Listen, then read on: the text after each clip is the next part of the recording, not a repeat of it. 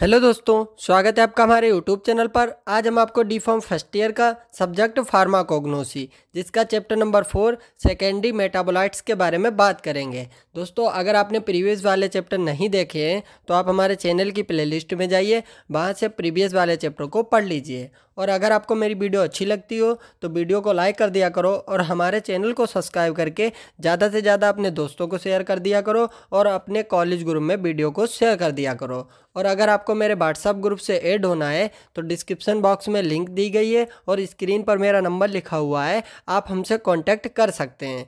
आपका D pharm first year का syllabus 199 रुपये में आपको प्रोवाइड कर दिया जाएगा और ग्रुप में आपकी प्रिपरेशन भी कराई जाएगी और उसमें आपको मल्टीपल चॉइस वाले क्वेश्चन और मॉडल पेपर भी प्रोवाइड किए जाएंगे। तो दोस्तों, बात करते हैं आपका चैप्टर नंबर 4 जो है सेकेंडरी मेटाबोलाइट। इसमें पहला टॉपिक है एल्केलॉइड। तो एल्केलॉइड के बारे में बात करेंगे और उसके बाद जो भी आपके चैप्टर के अंदर टॉपिक्स दिए गए होंगे सिलेबस में, उन सब टॉपिक्स के बारे में बात करेंगे।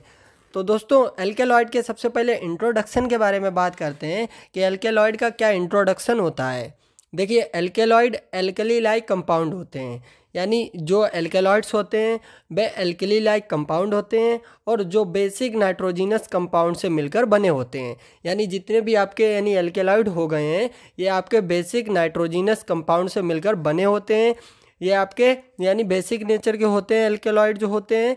और इनका एग्जाम्पल हमने लिखा हुआ है, अर्गोटामाइन हो गया। जो अर्गोटामाइन होता है उसमें 5 नाइट्रोजन लगे होते हैं। जो अर्गोटामाइन का स्ट्रक्चर होता है उसमें 5 नाइट्रोजन ऐड होते हैं। और उसके बाद जो आपका एल्केलॉइड्स, जो एल्केलॉइड्स हैं primary amine, secondary amine, tertiary amine हो सकता है। यानी जो आपका एल्केलॉइड होता है प्राइमरी अमीन एन भी हो सकता है, सिंगल एन भी हो सकता है, सेकेंडरी अमीन NH भी हो सकता है और टर्सरी अमीन आपका NH2 भी हो सकता है। और फिजियोलॉजिकली के आधार पर अभी तक 21,000 एल्केलॉइड आइडेंटिफाइड किए जा चुके हैं।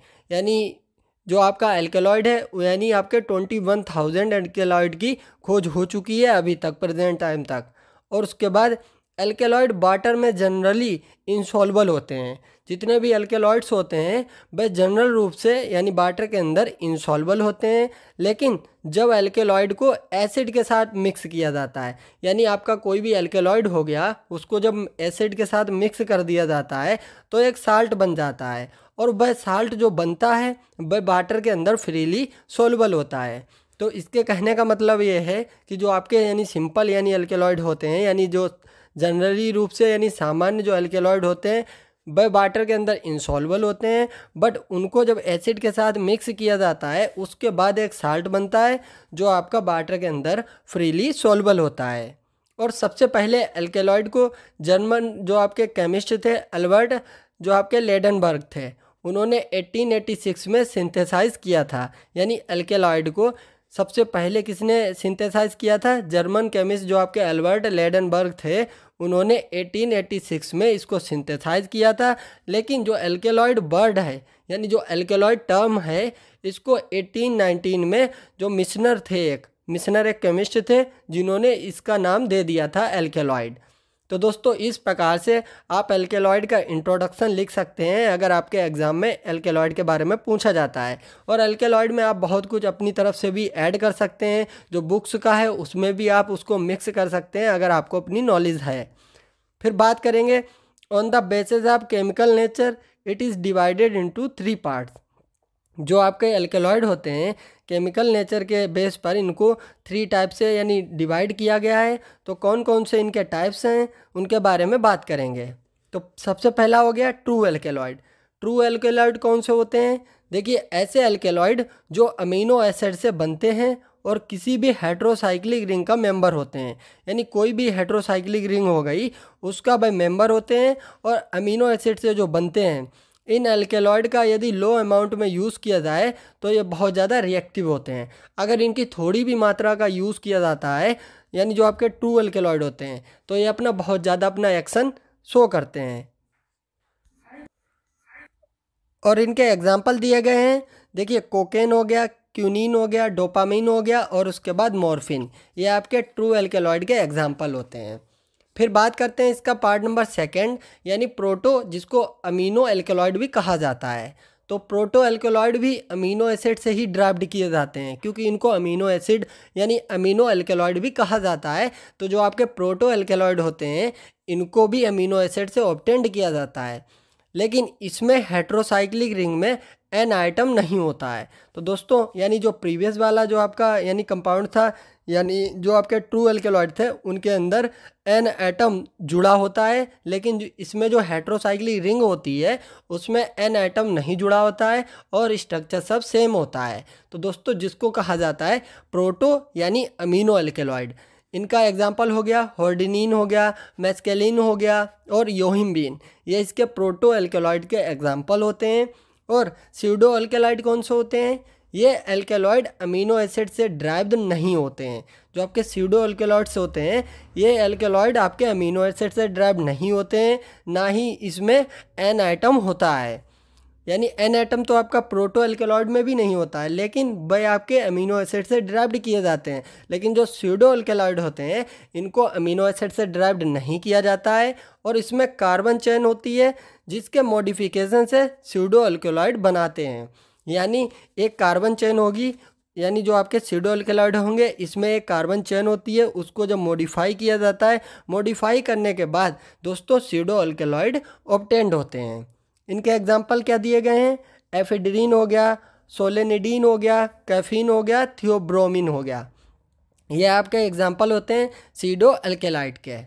फिर बात करेंगे ऑक्यूरेंस एंड डिस्ट्रीब्यूशन ऑफ अल्केलॉइड्स, यानी अल्केलॉइड के ऑक्यूरेंस एंड डिस्ट्रीब्यूशन के बारे में बात करेंगे कि जो अल्केलॉइड्स होते हैं वे कहाँ से हमको ऑब्टेंड होते हैं, तो उसके बारे में बात करेंगे। तो दोस्तों प्लांट अल्केलॉइड का रिच सोर्स होते हैं। जो प्लांट होते हैं उनसे तो हमें अल्केलॉइड ऑब्टेंड होते ही हैं अधिक मात्रा में, सबसे अधिक मात्रा में प्लांट से ऑब्टेंड होते हैं, बट एनिमल से भी अल्केलॉइड प्राप्त किए जाते हैं। बहुत से एनिमल ऐसे होते हैं जिनसे अल्केलॉइड ऑब्टेंड किए जाते हैं, जैसे आपका एनिमल हो गया मस्कोप्रेडीन, यानी जो मस्कोप्रेडीन जो आपका अल्केलॉइड होता है इसको मस्क डियर से ऑब्टेंड किया जाता है। एक एनिमल होता है मस्क डियर, उससे मस्कोप्रेडीन अल्केलॉइड ऑब्टेंड किया जाता है। इसी प्रकार से फंगाई हो गया, यानी जो आपका अर्गोट अल्केलॉइड होता है वह आपका क्लेविसेप्स परपुरिया जो होता है यानी एक फंगाई होता है उससे ऑब्टेंड किया जाता है। यानी अर्गोट आपका क्लेविसेप्स परपुरिया से ऑब्टेंड किया जाता है।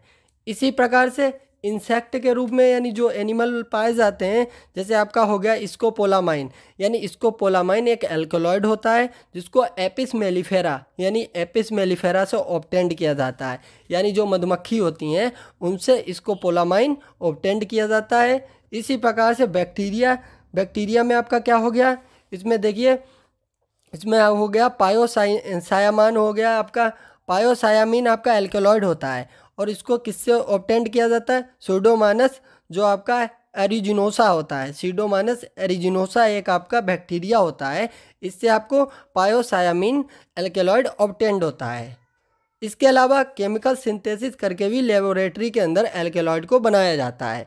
यानी बहुत सी केमिकल सिंथेसिस की जाती है, उसके बाद भी एल्केलॉइड को ऑब्टेंड किया जाता है, एल्केलॉइड को बनाया जाता है। तो दोस्तों अभी तक आपने पढ़ा एल्केलॉइड क्या होता है, एल्केलॉइड का इंट्रोडक्शन पढ़ा, फिर उसके बाद एल्केलॉइड के क्या टाइप होते हैं, उनके क्या क्या एग्जाम्पल होते हैं उसके बारे में पढ़ा, फिर ऑक्यूरेंस एंड डिस्ट्रीब्यूशन के बारे में पढ़ा कि एल्केलॉइड का क्या एक्यूरेंस होता है, क्या डिस्ट्रीब्यूशन होता है।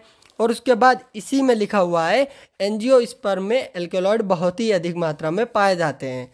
यानी एंजियोस्पर्म और जिम्नीस्पर्म, जो जिम्नीस्पर्म होता है ये आपके प्लांट के 2 पार्ट्स होते हैं, यानी प्लांट्स को 2 टाइप से बांटा गया है। तो एंजियोस्पर्म एक हो गया जिम्नोस्पर्म। तो एंजियोस्पर्म के जो अंदर जो एल्केलॉइड प्रेजेंट होते हैं ये सबसे अधिक मात्रा में पाए जाते हैं, जिसमें कौन कौन सी फैमिली आती है? देखिए लेगुमिनोसी आ जाती है, इसमें पेबेरेसी फैमिली आती है और रेनुकुलेसी फैमिली आती है, रूबिएसी फैमिली आती है। तो दोस्तों जब आप ड्रग पढ़ेंगे यानी फार्माकोग्नोसी के अंदर, तब आपको पता लगेगा कि इस फैमिली के अंदर कौन कौन सी ड्रग आती हैं, फिर आपको अच्छी नॉलेज हो जाएगी। फिर जो जिम्नोस्पर्म होते हैं इसमें एल्केलॉइड बहुत ही रेयर केस में पाए जाते हैं, यानी इस वाली कैटेगरी के अंदर एल्केलॉइड बहुत ही कम रेयर केस में पाए जाते हैं, बट नहीं भी पाए जाते हैं। और फिर बात करेंगे आइसोलेशन ऑफ एल्केलॉइड। एल्केलॉइड को किस प्रकार से आइसोलेट किया जाता है उसके बारे में बात करेंगे। फिर इसमें कुछ आइडेंटिफिकेशन टेस्ट हैं उनके बारे में बात करेंगे। फिर थेराप्यूटिक फार्मास्यूटिकल एप्लीकेशन के बारे में बात करेंगे। और आपका जो फर्स्ट टॉपिक होगा एल्केलॉइड वाला, ये पूरा कंप्लीट हो जाएगा। तो दोस्तों अगर वीडियो अच्छी लग रही हो तो वीडियो को लाइक कर दीजिए और हमारे चैनल को सब्सक्राइब करके ज़्यादा से ज़्यादा अपने कॉलेज ग्रुप में शेयर कर दीजिए, अपने दोस्तों के पास शेयर कर दीजिए। और अगर आपको मेरे व्हाट्सएप ग्रुप से ऐड होना है जिसमें हम आपको PDF प्रोवाइड करेंगे दोस्तों, अगर आपको PDF मिल जाएगी तो जिससे जो है आपकी प्रिपरेशन भी अच्छी हो जाएगी और उसके बाद अच्छे से आप अपनी तैयारी भी कर पाएंगे। तो बात करते हैं आइसोलेशन ऑफ एल्केलॉइड्स, जिसमें आपका एक आइसोलेशन प्रोसेस है स्टेज ऑटो प्रोसेस। तो इस प्रोसेस के बारे में बात करेंगे कि स्टेज ऑटो प्रोसेस क्या है, इसके बारे में बात करेंगे। तो दोस्तों इस प्रोसेस में क्या होता है, देखिए हमने पॉइंट वाइज लिखा है। सबसे पहले एल्केलॉइड कंटेनिंग पाउडर को लेना है, यानी जो आपका यानी पाउडर हो गया, एल्केलॉइड का पाउडर हो गया जिसमें एल्केलॉइड प्रेजेंट है, उस पाउडर को सबसे पहले आपको ले लेना है। फिर उसको नॉन पोलर सॉल्वेंट के साथ ट्रीट करते हैं, यानी जिसमें उसमें से फैटी एसिड रिमूव हो जाएंगे। एग्जांपल रेजिन हो गया, टेनिन्स हो गए। यानी जो आपका जो आपने पाउडर लिया था उसको आप नॉन पोलर जो सॉल्वेंट होता है उसके साथ ट्रीट करेंगे, जिसमें से आपके फैटी एसिड रिमूव हो जाएंगे। जैसे आपके रेजिन और टेनिन, यानी रेजिन हो गया, टेनिन हो गया, उस पाउडर से ये रिमूव हो जाएंगे। फिर इसको NH3 के साथ ट्रीट कर देते हैं, यानी जो आपका पाउडर था, यानी सबसे पहले आपने नॉन पोलर सॉल्वेंट के साथ ट्रीट किया तो आपके फैटी एसिड जो थे आपके वह रिमूव हो गए। फिर इसको NH3 के साथ ट्रीट कर देते हैं, फिर फ्री एल्केलॉइड प्राप्त हो जाता है। जब इसको NH3 के साथ यानी ट्रीट किया जाता है तब फ्री एल्केलॉइड ऑब्टेंड हो जाता है। और फ्री एल्केलॉइड में कुछ इम्प्योरिटी रह जाती हैं। जो आपको फ्री एल्केलॉइड प्राप्त हुआ है NH3 के साथ ट्रीट करके, उसमें भी कुछ इम्प्योरिटीज रह जाती हैं, जिससे ऑर्गेनिक सॉल्वेंट जैसे आपका क्लोरोफॉर्म हो गया, ईथर हो गया, इसमें मिलाकर कॉन्सेंट्रेट कर लेते हैं। यानी अगर कुछ इम्प्योरिटीज़ को और भी आपको हटाना है एल्केलॉइड से तो दोस्तों उसको ऑर्गेनिक सॉल्वेंट जैसे क्लोरोफॉर्म हो गया, ईथर हो गया, इसके साथ दोबारा से ट्रीट कर लेते हैं और उसके बाद उसको कॉन्सेंट्रेट कर लेते हैं। फिर उस केमिकल को अमोनिया या सोडियम बाइकार्बोनेट की सहायता से बेसिफाइड कर लेते हैं। यानी अमोनिया हो गया, यानी सोडियम बाइकार्बोनेट हो गया, इसकी सहायता से फिर उसको बेसिफाइड करते हैं और उसके बाद फाइनली ड्राई करके एल्केलॉइड को प्राप्त कर लेते हैं। यानी फिर बाद में सुखा लेंगे उसको और आपको पूरी तरीके से एल्केलॉइड ऑब्टेंड हो जाएगा। तो ये आपका था आइसोलेशन ऑफ एल्केलॉइड। फिर बात करेंगे आइडेंटिफिकेशन टेस्ट ऑफ एल्केलॉइड्स के बारे में। तो इसमें बहुत ज़्यादा टेस्ट होते हैं, तो हमने कुछ टेस्ट लिखे हैं जिसके बारे में आप देख सकते हैं कि जिससे पता लगाया जा सकता है कि जो आपका सैंपल है वह आपका एल्केलॉइड का है। इसमें आपका टेस्ट आता है मेयर्स रीजेंट, यानी मेयर्स रीजेंट टेस्ट होता है, यानी पोटेशियम मर्क्यूरिक आयोडाइड सॉल्यूशन। इसमें किसका यूज़ किया जाता है, पोटेशियम मर्क्यूरिक आयोडाइड सॉल्यूशन का यूज़ किया जाता है। तो एल्केलॉइड मटेरियल आपको लेना है। फिर उसके बाद mix with the Mayer's reagent, यानी मेयर्स रीजेंट क्या है आपका, पोटेशियम मर्क्यूरिक आयोडाइड सॉल्यूशन, इसके साथ इसको मिक्स करना है। Then obtained cream colour PPT। अगर आपको क्रीम कलर का PPT आपको ऑब्टेंड होता है तो आप समझ जाएंगे कि जो आपने सैंपल लिया है वह आपका एल्केलॉइड का है। और उसके बाद बैगनर रीजेंट, यानी बैगनर रीजेंट जिसमें आपको आयोडीन सॉल्यूशन लेना होता है। तो इसमें क्या लेना है आपको, सबसे पहले एल्केलॉइड मटेरियल लेना है, यानी सैंपल लेना है एल्केलॉइड का। फिर उसके बाद mix with the Wagner reagent, जो बैगनर रीजेंट है आयोडीन सॉल्यूशन, उसके साथ आपको मिक्स कर देना है। Then obtained brown and reddish brown PPT। आपको ब्राउन कलर का या रेडिश ब्राउन कलर का PPT अगर ऑब्टेंड होता है तो जिससे पता लगता है कि जो आपका सैंपल है वह एल्केलॉइड का है। और थर्ड वाला है ड्रैगन ड्रॉप टेस्ट, यानी ड्रैगन ड्रॉप रीजेंट भी इसको बोल सकते हैं। पोटेशियम आयोडाइड प्लस इसमें बिस्मिथ नाइट्रेट होता है। तो दोस्तों ये आपका टेस्ट होता है ड्रैगन ड्रॉप रीजेंट। तो इसमें क्या लेना है आपको, टेक द एल्केलॉइड मटेरियल, यानी इसमें एल्केलॉइड मटेरियल को लेना है।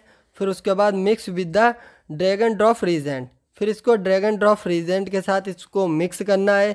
जो आपका पोटेशियम आयोडाइड और बिस्मुथ नाइट्रेट का जो इसके अंदर वो यानी आपका सैंपल लिया था उसको मिक्स करना है पोटेशियम आयोडाइड और बिस्मुथ नाइट्रेट के साथ मिक्स करना है। उसके बाद आपको क्या ऑब्टेंड होगा, रेडिश ब्राउन कलर का अगर पीपीटी ऑब्टेंड होता है तो दोस्तों उससे पता लगता है जो आपने सैंपल लिया है वह एल्केलॉइड का है। तो दोस्तों ये आपके आइडेंटिफिकेशन टेस्ट हो गए एल्केलॉइड के, कि क्या आइडेंटिफिकेशन टेस्ट होते हैं इसके बारे में हमने बात की। फिर बात करते हैं थेराप्यूटिक एंड फार्मास्यूटिकल एप्लीकेशंस के बारे में।